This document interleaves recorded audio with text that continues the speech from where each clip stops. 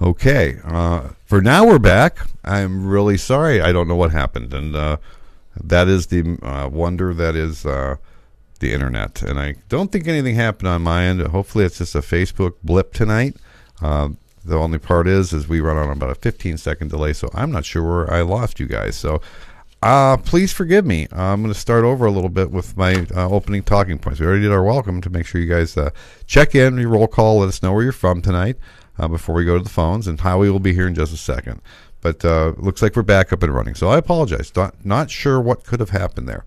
So back to my opening topic tonight, and it was about the tool and die business. And as I said earlier, and again, I do apologize if I'm repeating myself, but we did lose connection there. So just reset the tone. Back to the tool and die industry. Of course, manufacturing is near and dear to my heart. But I'm also very prejudiced and biased towards the tool and die industry. That was my family's business, my personal business, and my trade for most of my adult life. And I firmly believe that tool and die making is the backbone of production. No tool makers, no tool shops, no products. Because molds and dies, they produce almost every single thing we touch every single day. And you know what? Molds and dies are still being built, but they're not being built here anymore. So what I wanted to show you is funny because one of the things I have a problem with the trade is, the politicians, and this isn't anything against Governor Corbett. I met him. He came through our shop a couple of years ago, and about 5 years ago when he was the governor of Pennsylvania. And, good guy, came through with his entourage, and, they got the news thing, and it said, I'm sure the news was that the governor's sensitive to manufacturing, and I don't know what he did from there, okay? How do we help the manufacturers out? So I really wanted to talk a little bit about tonight in this opening before we go to the phones. Let's see here. With about saving the tool and die industry. And that's the reason I showed the picture of the governor was, again, I just don't think most politicians know what to do with manufacturing. And I think when they think manufacturing, they think of GE, they think of the General Motors, Ford. But the small tool and die shops, I don't think they get it. So this is how we get the conversation started. This is how one of the purposes of Working Hands Radio is for guys and gals like you to give us some ideas. How do we get the attention that how important these tool shops are to our country? So as I said in my teaser last night, my 3-step plan for saving the tool and die industry, or what's left of it. And believe me, the phone calls we're getting are confirming everything I believe, that there's just not much left of it. The average tool and die maker, I believe, is 58 years old. A guy called last week, he's 34, he's the youngest guy in his shop. So we're in trouble here, and once we lose that ability to build our own stuff, I don't know how you get back from that. So the biggest thing I wanted to say about the tool industry is national defense, national security. And this is an interesting, I'll get Howie's take on this in just a second.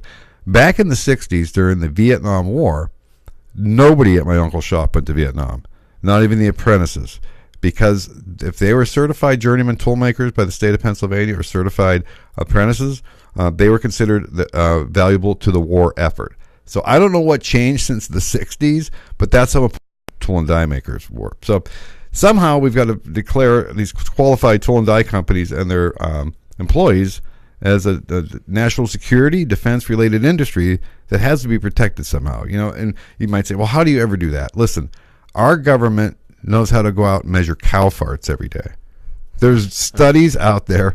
That's what they do. They can measure cow farts. Must be a great job. Probably pays a lot, but they can do that. So that's number one. Number two, might make some heads explode.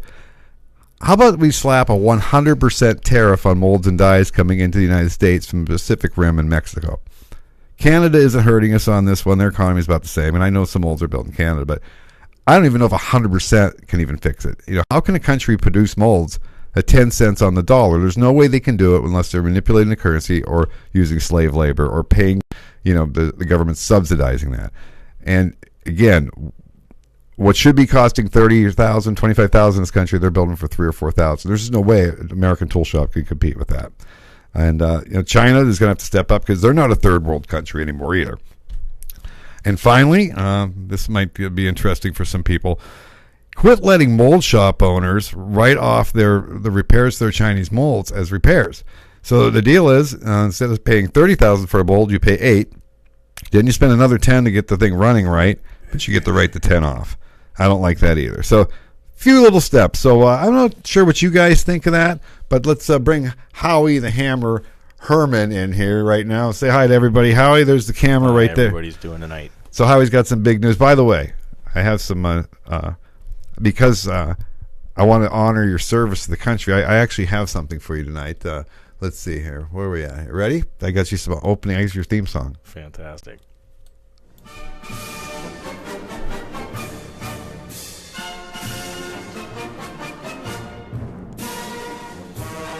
Where'd you get this from?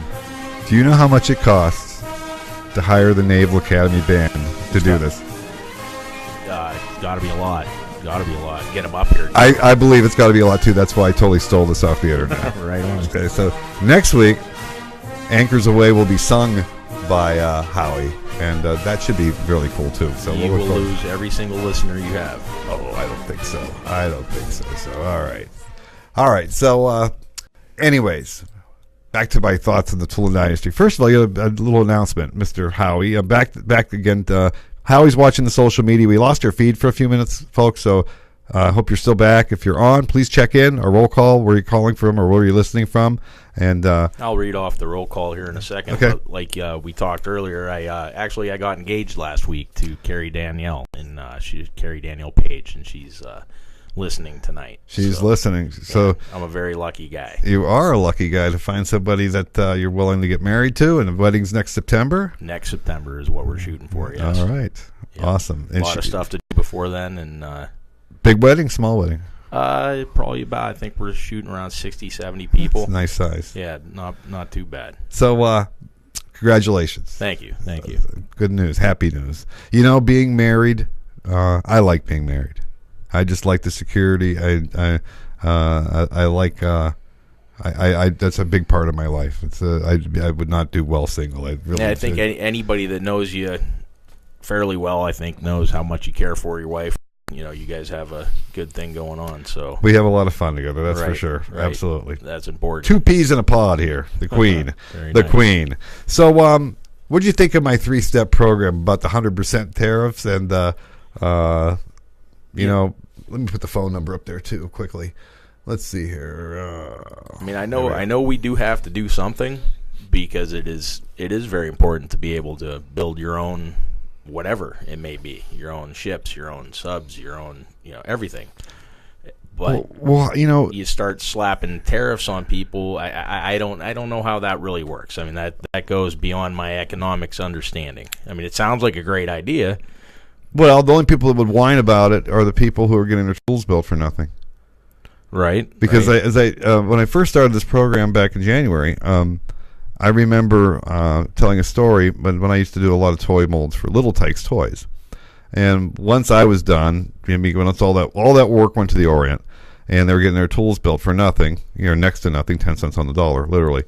And their molds, I should say, not tools, but their molds. We call them tools in the industry. But that same little car with the little people in it, that used to be $19.99.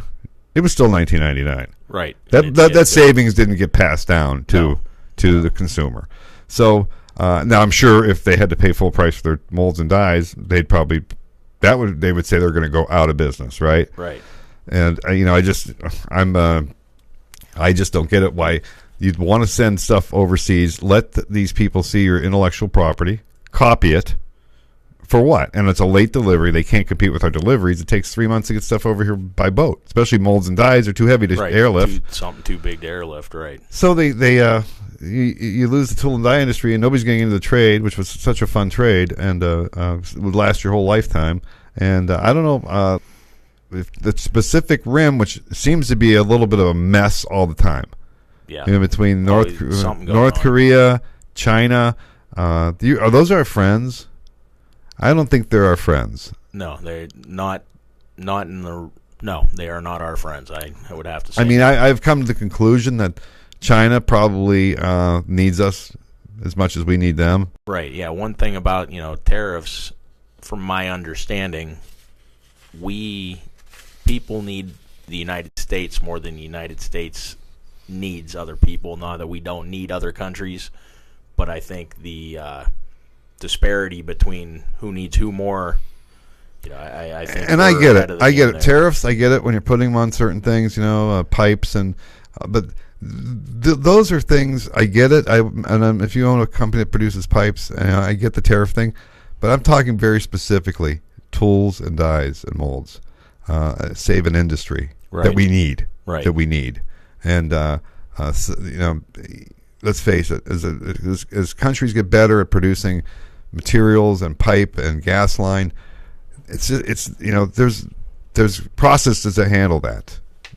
You buy the right equipment, it'll do it, but they still haven't figured out a way to automate the production of molds and dies. But still, it's gotten much better than it ever was, but you still have that you probably don't need all the tool makers we used to have. Right. But that tool and die shop on the corner, that's what keeps the country humming. It used to anyways, but we'll find out. You remember Kevin from ISM, tall Kevin, he had long hair. He's working at a local shop here, and I know they make dies, molds, and one of the things they make is the little plastic or the mold for the little plastic tops that go on top of deodorant. Every stick of deodorant has that little plastic top that you take off and throw out. Right. Things like that. But that shop he's working at is a high-tech shop, too, that could easily be converted to military, high-tolerance injection molded parts for the military, for the Air Force, for jet fighter cabins. So why would somebody like them, I don't want to say their name online, but why would they be able to stay here and do it effectively and make money and pay well and have decent insurance and other people can't? That's an excellent question. All right, so the company you're talking about, they've been in business for a long time. The father founded it, and the kids took over, and it's a good success story. They did a great job with the company, and they've invested heavily over there on very expensive CNC equipment. And what they've also invested very heavily in is what I would call very high-end customers. So I would guess, and I don't know their business as well as I don't want to pretend to say put words in their mouth, but they've spent literally millions of dollars to make sure that they are state of the art, and they can offer things to their customers that the average guy on the corner can't. And don't mistake what I was saying about the tool and die trade, all of it being protected. I get it. If you've got a junky little shop in the corner, you're probably not going to make it in the year 2018. Right. But if you're willing to invest some money, and with the things that's available now, with the prototyping, with the 3D printing, it's a whole different trade right now. And I'm glad this company's doing well, but it's one of the few left that are. Right. Definitely.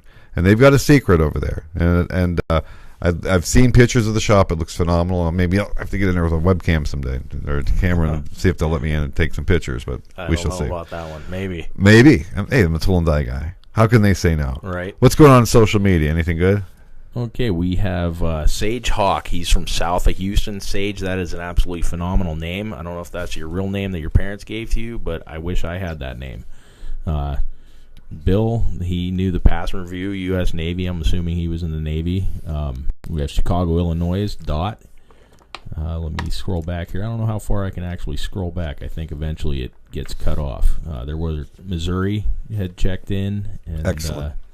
There's people all over the United States at least. Well, the reason we're here is not for me and Howie. We just got the thing started tonight, but the reason we're here tonight is to listen to you, to hear your phone calls. Now, again, I said last week was phenomenal. We had a lot of calls, but they came in a little late, and that's okay. We ran a little late, but I don't know if there's some trepidation there about calling, because just because you can see us, we can't see you. So if you when you do call the program, there's the number right on the screen, 800-870-1648. We just appreciate you. Give us your first name, where you're calling from, and what's on your mind. If you want to talk about my 3-step plan to whack that living hell out of the Chinese with a 100% tariff on dies and molds, which I think is a revolutionary idea. You heard it here first. I don't do the 10 or 25% tariff thing. No, we start at 100. Yeah, 100%. 100%. Tax them at 100%. That's it. Maybe we'll save this industry. So that's the number. The first phone call tonight. What do we got tonight? We just had Latrobe PA check in. Oh, do we have a phone call? Oh, you're giving. No. So the first phone call tonight gets this lovely industrial sales and manufacturing T-shirt. It's our 50th anniversary. They're one of our sponsors. Did Charlie sign that one? Charlie did not sign it, but if you'd like Charlie to sign it, you get Charlie to sign them. You could probably sell them for $50 a piece. And this is an extra large, so it would probably fit me. Might. So the first phone call we get tonight gets the T-shirt, and we do that every week, and it's fun. And thank you to ISM for making sure we have that stuff. So let's take a break, and we'll be right back with your phone calls, hopefully, in just a minute. Hi, folks. This is Phil Kerner for Working Hands Radio. Let's face it, the last 10 years or so has been one tough ride for American manufacturing. Well, this sponsor of Working Hands Radio has managed to not only get through the last 10 years, but just celebrated their 50th year in business in 2017. Folks, I've been doing this for a long time, and I have to tell you, I've never seen a shop that jumps through more hoops to keep their customers satisfied than Industrial Sales and Manufacturing right here in Erie, Pennsylvania. With over $30 million in equipment on the shop floor, no job is too simple, no job is too complex for ISM.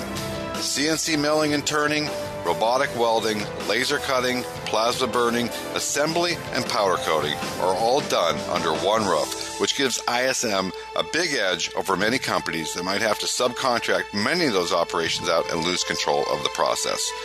Industrial Sales and Manufacturing deals with some of the most demanding customers in the world and strives for continuous improvement on a daily basis. Built in Erie, found around the world.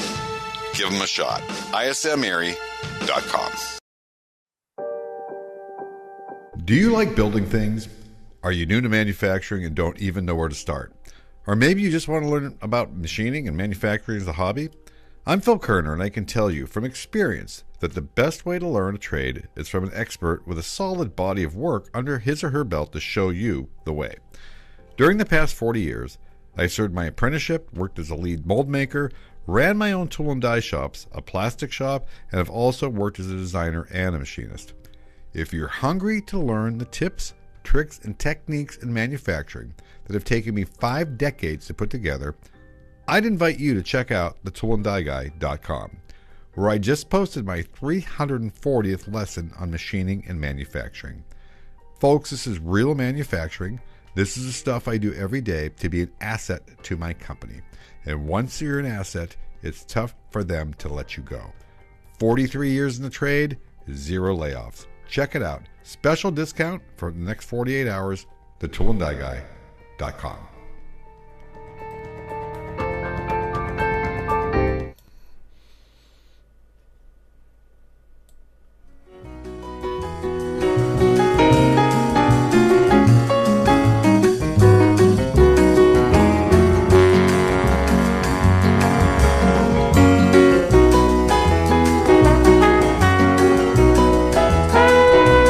All right, it's a little Vince Guaraldi for all you folks out there, bringing us into the second half of the program, or second and third, I guess. Anyways, phone lines are open, 1-800-870-1648. I'm Phil Kerner, the Tool and Die Guy. This is Howie Herman, where you're listening to Working Hands Radio tonight. So we talked a little bit about the tool and die industry, and what's going on in social media. Anything else? We have Bill from Florence, Mississippi, Bill from Jackson, Mississippi. We have Cape Cod, Massachusetts, and Latrobe, PA. One thing I've noticed, and I don't know why this would be, but it seems like there's a lot of people from Missouri and a lot of people from Mississippi that seem to get on here and comment. I don't know. Interesting. Is manufacturing really big down there, or is it just a coincidence that I noticed? Well, then they need to pick up the phone and give us a call. Yeah. Don't wait till 5 to 8 like last week, you guys. Yeah, because I'm leaving at 8 o'clock. That's it. And, so you won't be able to talk to me. This T-shirt alone for the first caller, I think, is valued at $200. It was either $20 or $200. I can't remember. Yeah. I didn't have my readers on. But hey, quickly to fill in some time here, I thought hand me that frisbee. It's not really a frisbee. You said you had a good story about that. All right. This is going to be a fun story to tell. Now, this is you're not allowed to call this a frisbee. It's called a flyer. because Frisbee's trademarked, right? So this company in Erie, just a promotional company, I had when I had my tool and die shop, I had a couple small presses.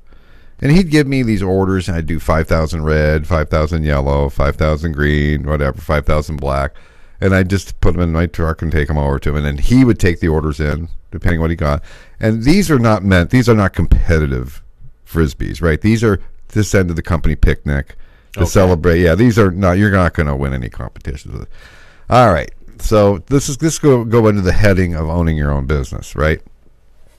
So that's why we say, if your boss is making a lot of money, we have our first phone call. Let's go ahead and take that. Let's go ahead and take it. That's awesome. Go ahead, caller. You're on Working Hands Radio. Hello. Hey there. Who's this? How you? This is Chris. I'm from Souderton, PA.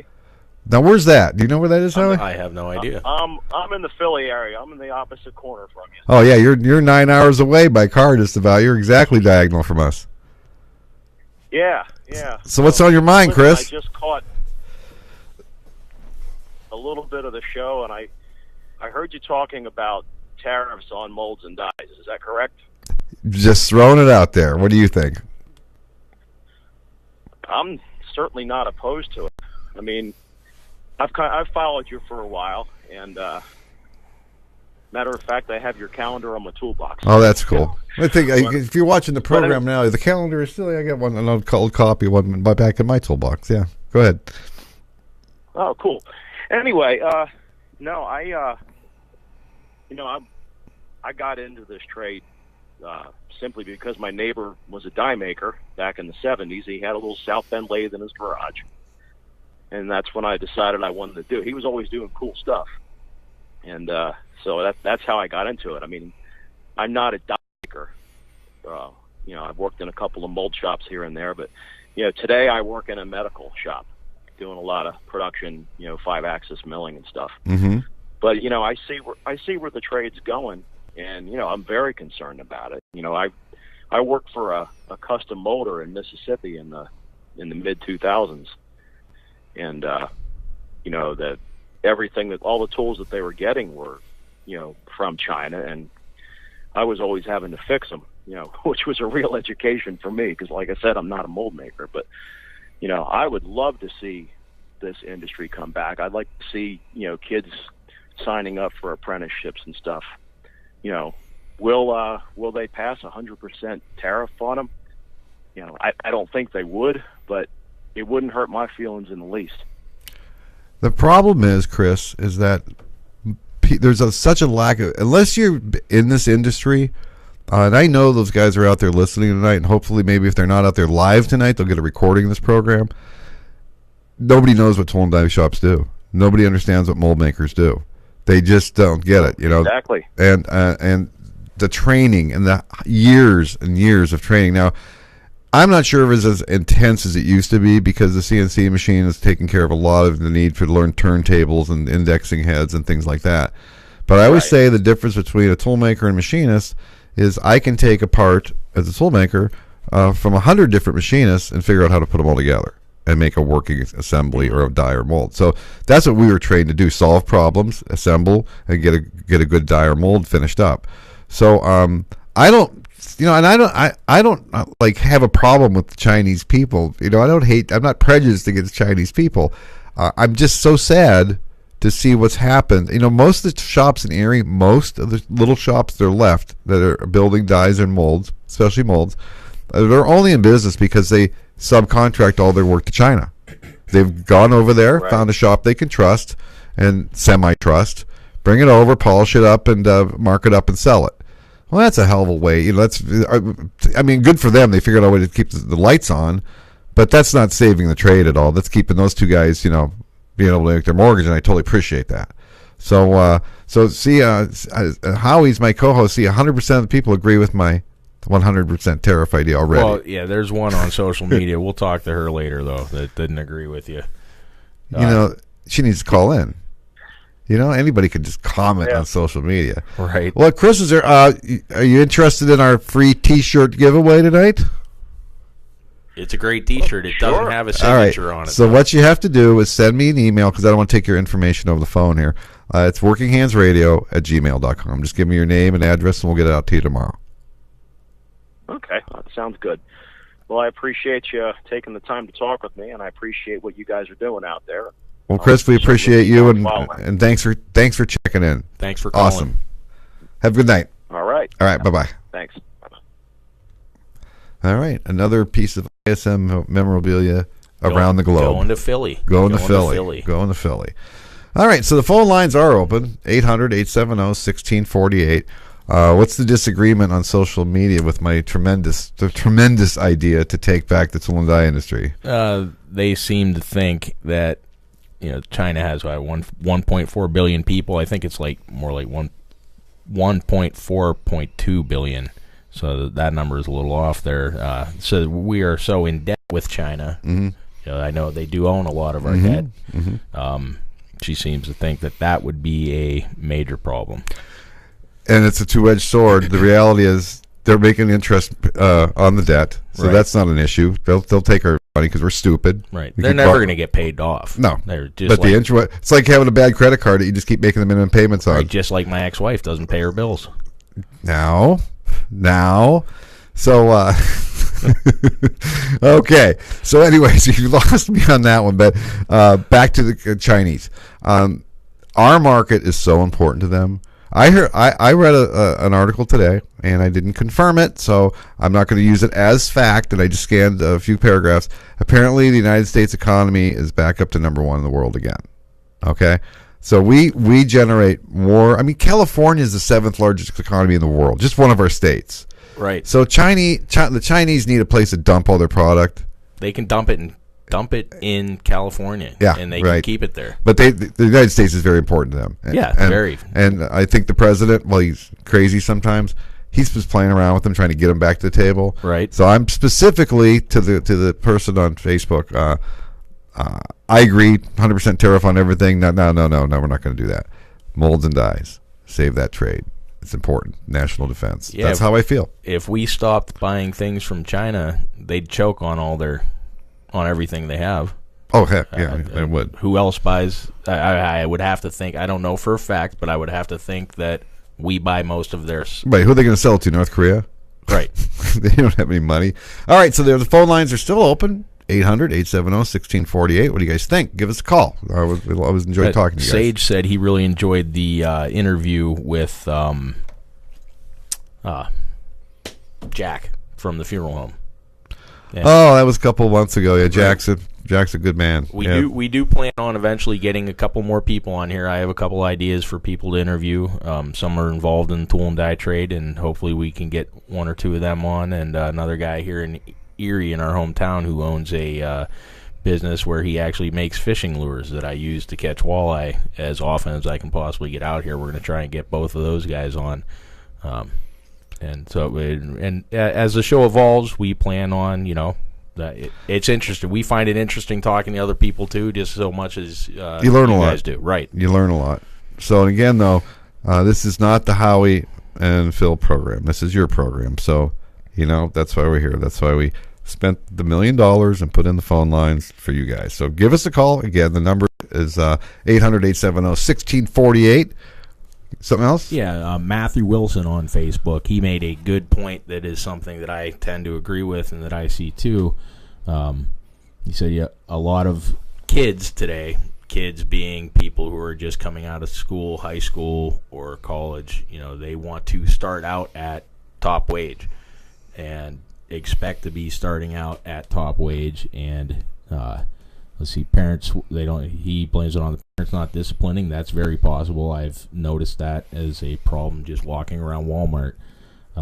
It makes hiring them difficult because they want to make boatloads of money for doing nothing. And I see it in my shop. And you have two problems there: lack of knowledge and sometimes lack of work ethic if they've never worked. Right. I would take a lack of knowledge and somebody with great work ethic over somebody who knows everything but is lazy. I mean, we've both seen it, I'm sure, 100 times. When I owned my shop, I tried to hire farm boys. Always try to get the kids from the outlying schools. They've been working since they were That's right. little kids. The work ethic was built in. And they were pretty clever, too, because they figured out how to fix that tractor when they're stuck 40 acres away from the house, right? All right. Anything else? John Hall, he said, how about a 23-year-old toolmaker? I'm assuming he's talking about himself. That's great. That's probably the youngest So far. Definitely the youngest. I think we were talking earlier, the youngest he'd ever His name's recently John? talked to was 35. Well, maybe So, John will call us. Yeah, John, if you want to give us a call and tell us a little about yourself, what you do, where you're located, and what kind of work you numbers do. right up on the screen. So, cool. Yeah, that's the youngest one I've heard. Last week I had a 26-year-old call. It was a really good call. But 23 wins the prize. Back to, I guess we'll just chat about the... let's do the Frisbee. Back to the Frisbee. Now, here's where it gets a little confusing, just so everybody's clear here about the phone calls and why it feels like I'm getting interrupted sometimes. I know I'm not getting interrupted. What I'm doing live right now, you guys out there hearing about 15 seconds behind.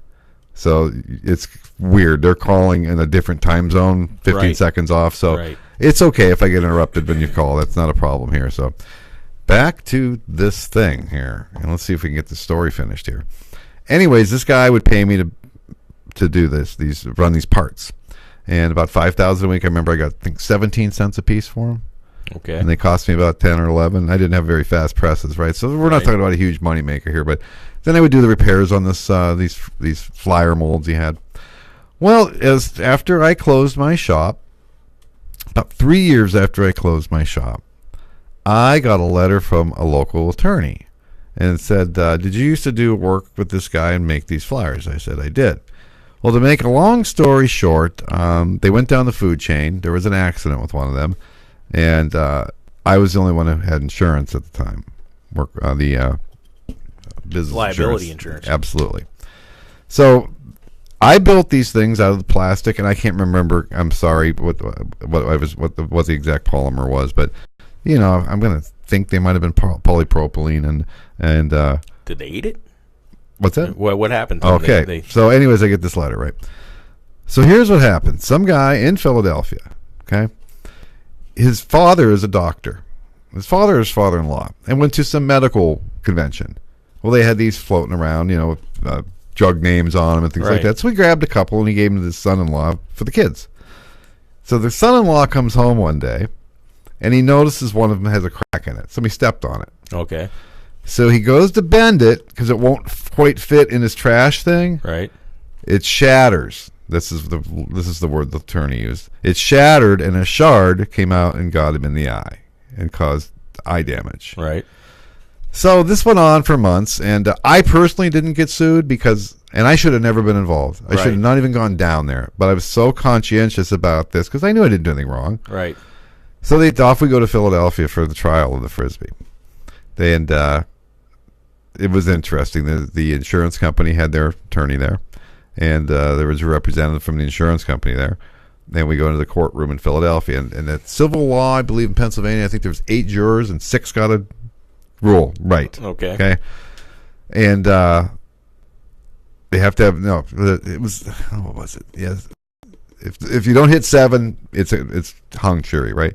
Well, anyways, they presented their arguments. Long story short, $900,000 this guy got because he stuck himself in the eye. Because he broke it, and when it broke, I asked the attorney. I said, "What if you ran over the lawnmower? Same deal." He said, "You'd have lost." They appealed it to the state Supreme Court, lost $900,000. So, personal responsibility. Not anymore. And that jury sat there till 3 minutes to 5 with only 6 yes votes. And at 2 minutes to 5, somebody just wanted to go home. That's it. Friday night. That was it. That's ridiculous. 2 minutes to 5, they got number 7. $900,000 for the Frisbee. That's like me smashing my hand with a hammer and then suing the hammer maker because same thing, only different. Same, yeah. You remember what movie that's from, right? Same thing, only different? No, I do not. That would be from Cheech and Chong. Oh, okay. You ever get in any Cheech and Chong? I did way back in the day. Cheech and Chong. All right, so let's take one more break. Hope you guys are enjoying the program. The number here is 800-870-1648. By the way, that money did not come out of me personally, but that was a very, very, very stressful 3 months.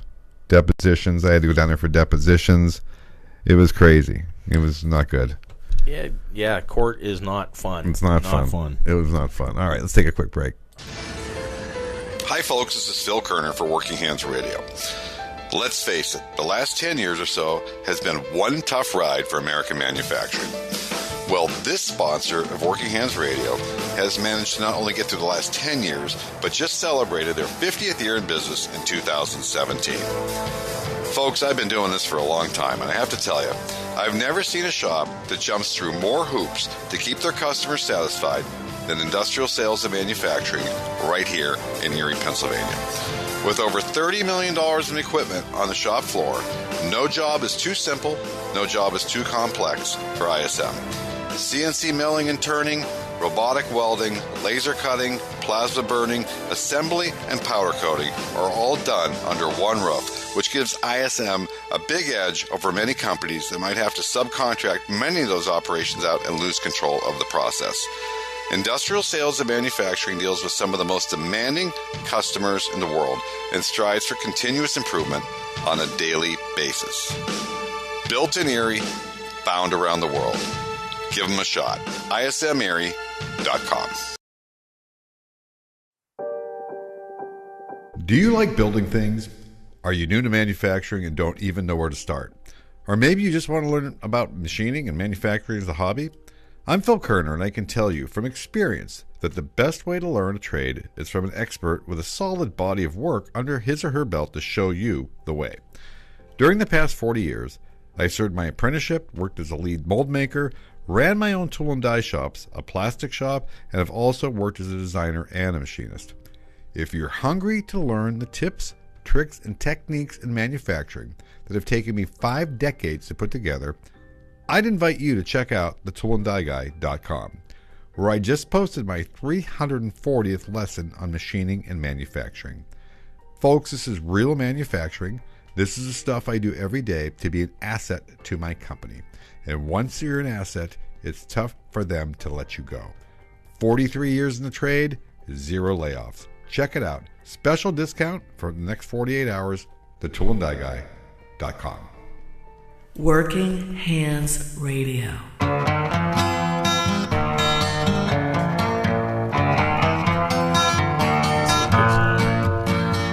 best.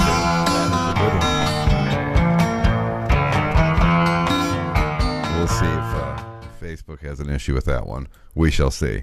Every once in a while, I just can't stand it. I have to roll 10 seconds of something I really like. So, got to be careful. About 10 seconds, usually you don't get in too much trouble. You start running the whole song or something. But I have a lot of fun music I could put on, bumper music. We'll see if we get away with a little Shambhala Law tonight and see if that's a problem. 3 Dog Night. So, anyways, anything else before we go on to the next topic here? John Hull actually said he would call in after break, so if we give him we'll give him a minute here because we're running a few seconds behind. Is he our 23-year-old? Yeah, he's the 23-year-old, and I believe he said he was a tool maker. Yeah, 23-year-old tool maker. And where's he located? I didn't know such a creature really existed anymore. Not too many. He must have just. We'll find out. We'll get John. We're gonna get your life story here. As soon as you're on the hook. You're on the hook, buddy. Yeah, that's it. We're gonna just roast this guy. He's gonna be so sorry he called this program. No, don't. If you haven't called, relax. Yeah, we're only kidding. Definitely call in. We enjoy talking to you. Well, it'll be interesting to see it too. What was his motivation to get into the trade? Has our Chinese tariff argument on Facebook stopped? Is that be okay? She had to go finish watching Star Wars. Okay, that's what they said. So all right, she's not on there anymore. All right. So does that make Star Wars is important? I like Star Wars. Right, it is. But she did. At least she did jump in there. Yep. She got into the fight. She's wrong, but she did comment. So wrong. So wrong. So wrong. Huge wrong. Huge. All right. So, anyways, quickly back to a couple of topics here. What's that? Is the camera working? Oh, I can no, that's right. I can put the camera back on. I can do that. That'll get your views up. You put my face on there, and your views will go up. That is a very good point. All right, guys. Everybody can breathe a sigh of relief. It's coming, John. That's probably why nobody's been calling. That hasn't been up for a couple of minutes. But the microphone was on. They could hear us. Okay, John. The number is 1-800-870-1648. And it should be coming up on the delay here in a second. You should be able to see it. That's fine. So, 800-870-1648. We have at our shop every day, we have a morning meeting called a morning scrum.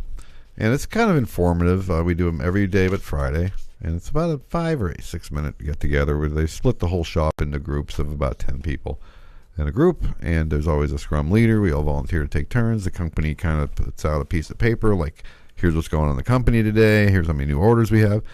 And it can be informative. And one of the things that came up the other day was one of the things they do is a little statistic called how many orders behind we are. And somebody asked, now, why are we behind this many orders? And the person in charge of the meeting, and I'm not saying he misspoke at all, but it was interesting. He does work in the office. Oh, fine, okay, let's take the phone call. No problem here. I think this is probably Brett or John Hall. I'm sorry. Hi, this is Working Hands Radio. You're on the air. Hello? Hey, you're on the air? Can you hear us? Hello. I can see they're there, but I'm not sure what's going on there. I can hear them playing with their phone even. All right. Hello? There you go. There he is. This is Working Hands Radio. Who's this? I don't think he can hear us. Can you hear us at all? He's saying hello, and I can hear him just fine. Oh, well. Hey, I'm not sure if this is John or not, or this is our caller, but for whatever reason, we can hear you. Let's maybe disconnect it, and I'll just tell him on social media to try calling Hello, back. can you hear us? Hello? Yeah, no, just disconnect them. And right. Sorry about that. Not sure because the phone's been working fine tonight. So. Are our microphones on? Oh, absolutely. Okay. Yeah. The microphones are broadcasting. Believe me. Somebody Heidi would have told us, hey, we can't hear you. That's exactly right. Or somebody on social media would have told us by now. Last week, when I was 2 weeks ago when Howie was here, I forgot to turn on the mic after one of our commercial breaks. So, other than that, after we lost the stream for maybe 2 minutes tonight, but technically everything seems to be working. So I'm not sure what happened with the phone call. So we're still here, and the phone lines are open. So, anyways, back to the Scrum meeting. The guy mentioned, somebody said, why are we so many orders behind? And the question, the way that was answered was, we can't get enough material from our vendors. And they said a lot of it has to do with the tariffs. Well, that didn't make sense to me. Oh, let's try it again. Hopefully this works out. Okay. This is Working Hands Radio. Go ahead. Yes, this is John. I can hear you now. Okay, John. That time. Yeah, That's we could good. hear you. We heard you say hello twice, and we could hear your papers and stuff or whatever it was you were doing. But So, John, where are you calling from? I'm calling from Indianapolis, Indiana. Indianapolis, Indiana. Very cool. And I understand you're a tool maker. Yes, I've been doing it since basically a week after I graduated high school in 2013. So did you go through an apprenticeship? Yes, I went through basically a 4-year apprenticeship, and due to some circumstances at the previous place, they only trained me to be a machinist. Now I'm going through an apprenticeship to be a mold maker. Okay. And how long is that apprenticeship going to take you? Another 4 years, plus wow. some part-time schooling over the next 2 years. And that's the deal with apprenticeship, a lot of schooling. so Absolutely. do you enjoy it? Do you enjoy what you're doing? Yeah. Long story short, I had a father that son deals with like carbon composites, and he used to be a pattern maker in the 80s. And kind of a lot of that stuff's out since there's all the fancy 5-axis machines, and I wanted to really do something with my hands. Well, I started researching in high school during a career class about machining and pattern making, die making, obviously, and mold making, and that's what really perked my interest. So I very much have a passion with working with my hands. Now, how big of a shop do you work at, John? It's actually a very small medical facility. there's only there's 2 older tool makers there. There's actually another one that's 28, which is another rarity, and then there's me. All right. So, and has that always been the size? Did they used to be larger and have lost a lot of employees, or has it always been kind of a smaller shop? It's always been a fairly small facility. It's more R&D, so Well, that's a lot of fun. a lot of it's they do small runoff. A lot of it's like production and engineers, and we keep up all the rest of it. Is there an on-staff engineering department there, or you guys get your stuff done outside? How's that work? That's on staff. Okay. All right. You're positioned to do very well once you finish your apprenticeship, because guys like you, they're all, they're old. There are very few guys your age that are doing this type of stuff anymore. And I work more in machining. I'm in quality control, but I see it all the time. We will hire and we pay very well, and our insurance is the best any place I've worked at in the last 10 years, and we cannot get people who want to work. We get people in there, some of them can't even hardly tie their own shoes, and they're applying for jobs.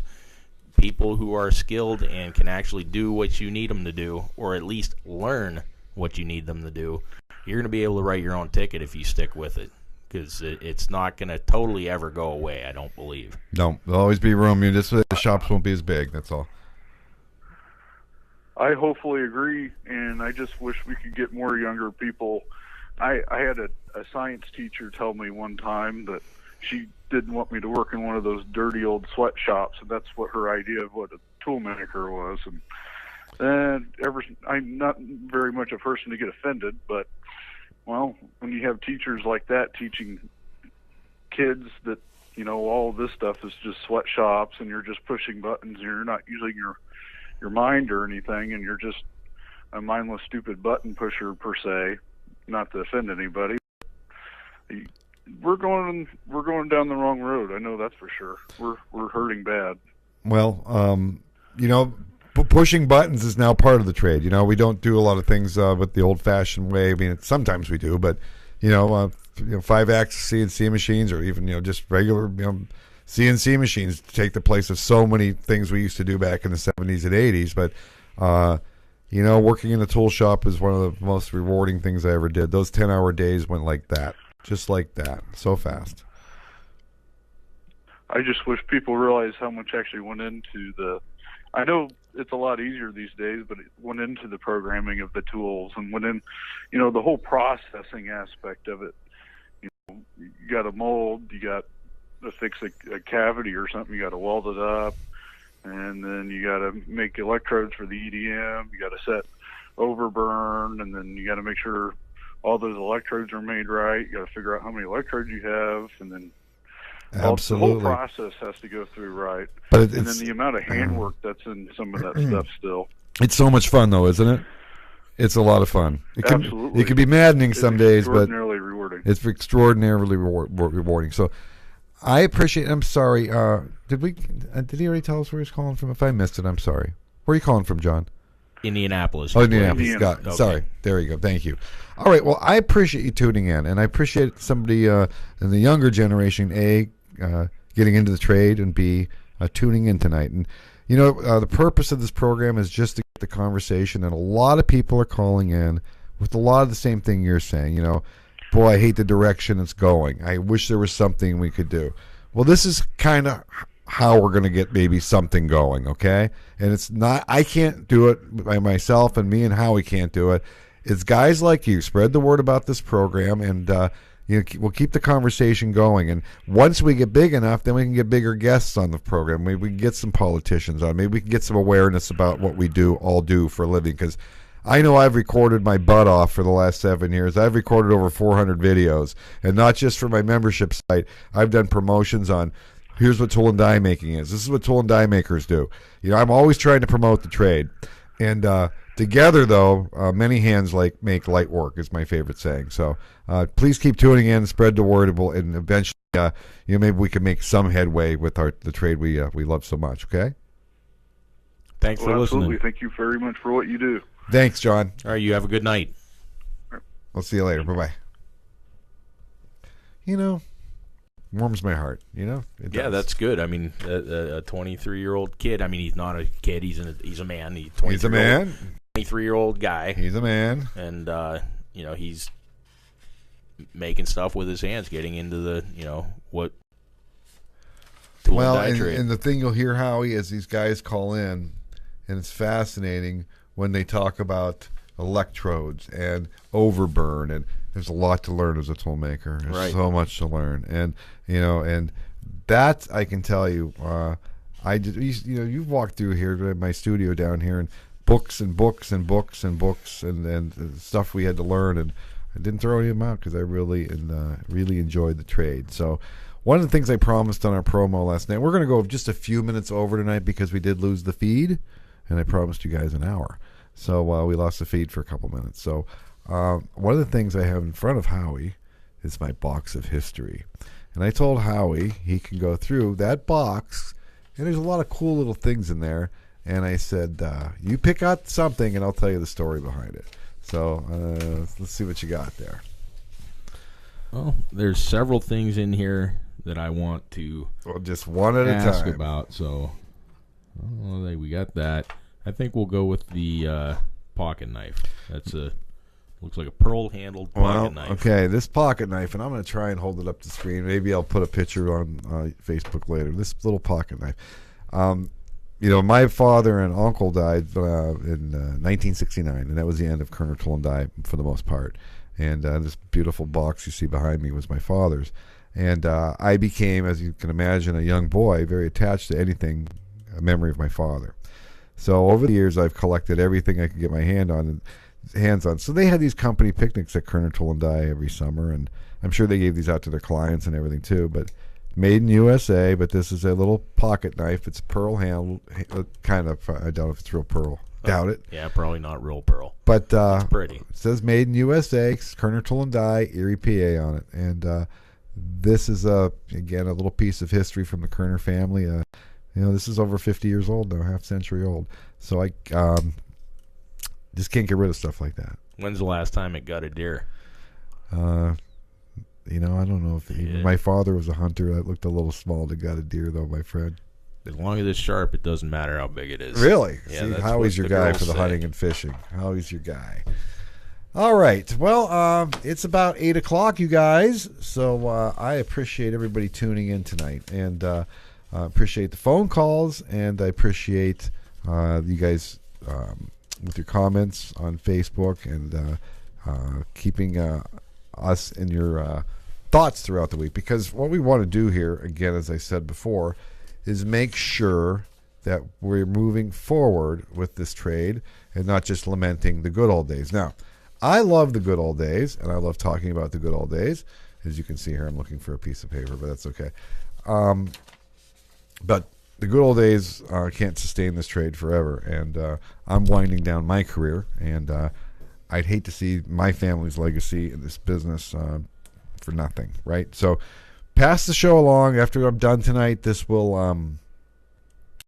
by Facebook. I might have to put both editions together. I'll see what the first 2 minutes gave us, but I appreciate you guys tuning in. So again, as I always say at the end, we're here to tell your stories, and we want to talk to you guys. This is not a podcast. This is a live broadcast that features your phone calls and your comments on Facebook.